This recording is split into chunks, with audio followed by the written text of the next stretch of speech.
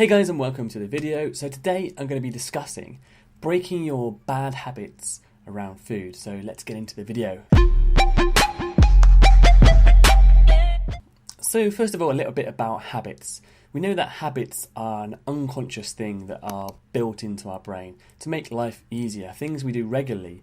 They're kind of packaged up into a little program like an app on your phone, and when it needs to be run, it's run. So you don't really have to think about it much. So it makes life, like I said, much easier, and it enables you time and effort to think about the important things in life which you need to concentrate on in the moment.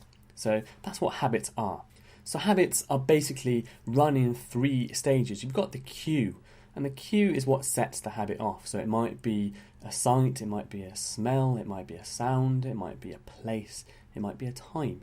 And then that cue, it sets off your routine. So that's the action, it's what you do. So in the case of bad habits around food, it might be eating a piece of cake. And like I said, it's something that is driven by the cue rather than actual hunger. So it might be a sight, a smell, something that's making you suddenly want to eat that. And it's not in the conscious mind, it's in the unconscious mind. So then you get the third stage, and that's the reward. And what the reward does is it cements that habit. So it gives you a good feeling for carrying out the action. So we've got the cue, what starts it off. We've got the action, the thing you do. And then you've got the reward, what makes you feel good about doing it. So because habits are unconscious, you often don't notice yourself starting to carry them out. So that's why you often end up on Facebook without realising it, or end up in the fridge eating junk food. Something has signalled or started that habit off, and you go about that routine kind of unconsciously without having to really think about it much.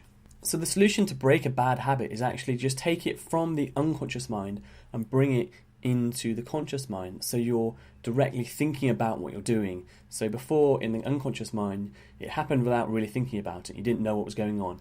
If you bring it into the conscious mind, you're aware of it. And the way we do that is we break the cue, routine, reward cycle somewhere. So if you remember, the cue might be something like a sight, a smell, a signal, a place, a time. So if we change one of those things, let's just use an example of food.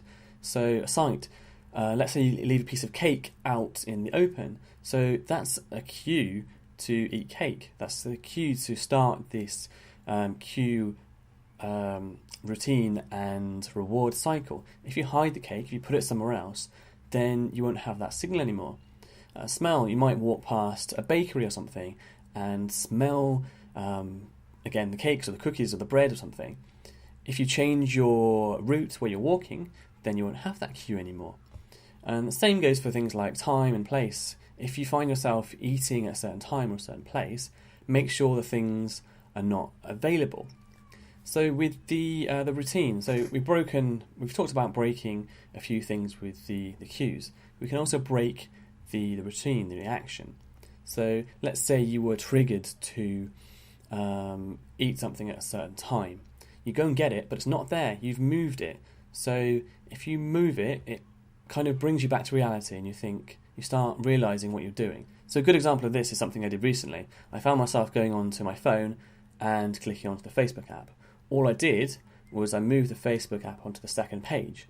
So it broke that cycle. So instead of doing it automatically, I got to the first page and it wasn't there anymore. So I had to bring myself to reality and realised, oh yeah, I don't want to do that. I'll put my phone down.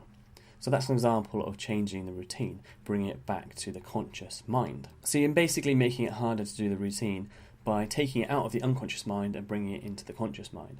So you might place something in a different place, your cookies or your cake or something, or you might not buy them. It's obviously in the supermarket, not in your fridge. Or you might make it harder to actually access them. Say, really extreme example, lock them in a box and put the key somewhere, or give it to someone and don't allow them to give you the key. So you can be really creative with this. You can change the cues or you can change the routines. Think about what your habits are, and you can just come up with your own solutions to either break the cue, break the routine, or break both of them.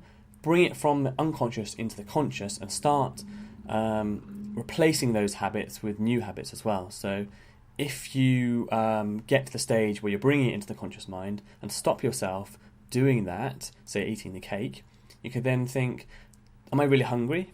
Probably not. What do I need? Like, why am I feeling this? Why was the habit built? Was I bored? Oh, I'll do something else instead that will keep me occupied. Things like that. Another one is emotions. So food often brings good emotions. So a lot of the bad habits are unconsciously built to make you feel better. So you can stop yourself in that cue, routine, reward cycle and think, oh, I just want to feel better. So I'll go out for a walk or go and see some friends, and that will make me feel better as well. So like I said, be creative. Once you bring it back to reality, you can start thinking what you really need. And this can help you break those habits and form new ones and really get what you needed from that stimulus to start with. So I hope this video helped, guys. Like, share and comment as always, and I'll see you in the next one.